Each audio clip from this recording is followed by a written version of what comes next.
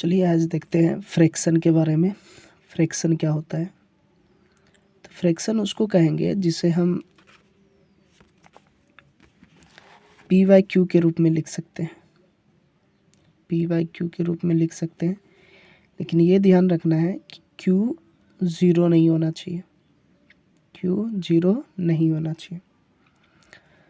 P Y Q के रूप में लिखे तो इसमें दो पार्ट होता है, एक ऊपर और एक नीचे वाला। तो ऊपर वाले पार्ट्स को हम लोग बोलेंगे न्यूमरेटर, नीचे वाले को बोलते हैं डेनोमिनेटर। Numerator, denominator. अब देखते हैं इसमें कि इस तरह का यदि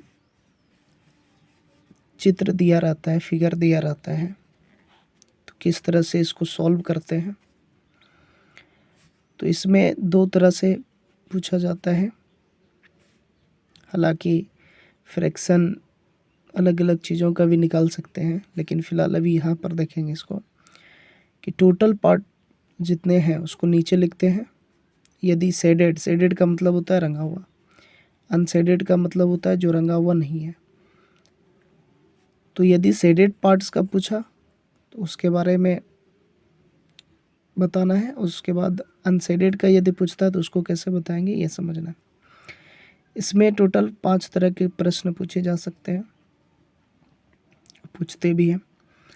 टोटल पार्ट्स कितना है, शेडेड पार्ट्स कितना है, अनशेडेड पार्ट्स कितना है, उसके बाद shaded parts fraction, unshielded part fraction, इस तरह से। तो सबसे फर्स्ट का आते हैं ए नंबर का। तो इसमें टोटल पार्ट्स हो गया कितना, 4। शेडेड कितना है, 1। अनशेडेड कितना है, 3। ये हमारा क्या है, पार्ट्स है। लेकिन इसको यदि फ्रैक्शन में पूछा जाए तब कैसे लिखेंगे? तो फ्रैक्शन में जब पूछा जाता है तो टोटल हमेशा नीचे लिखना है। तो टोटल कितने हैं, तो टोटल है 4। अब शेडेड का पूछा, शेडेड का मतलब रंगा हुआ, रंगा हुआ कितना है, 1। तो 1/4।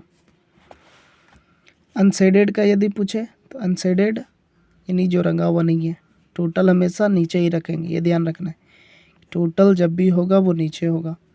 तो टोटल हो गया कितना, 4। अनशेडेड कितना हो गया, 3। तो 3/4। बी का यदि सॉल्व करते तो टोटल कितने पार्ट्स हैं, 1 2 3 4 8 है। तो टोटल पार्ट 8। शेडेड पार्ट्स कितना है, शेडेड पार्ट्स है 3। अनशेडेड पार्ट्स कितना है, अनशेडेड पार्ट्स हो गया 5। फ्रैक्शन में यदि पूछा जाए तो टोटल हमेशा नीचे, तो टोटल 8। शेडेड का पूछा तो शेडेड कितना है, 3। तो 3/8। अनशेडेड का यदि पूछा जाए तो अनशेडेड टोटल हमेशा नीचे ही रखना है। अनशेडेड कितना है, 5। तो 5/8। इस तरह से हम सॉल्व कर सकते हैं। अच्छा, ये ध्यान रखना है कि फ्रैक्शन में इंटीजर्स भी आते हैं। इंटीजर्स क्या होता है, जिसमें पॉजिटिव और नेगेटिव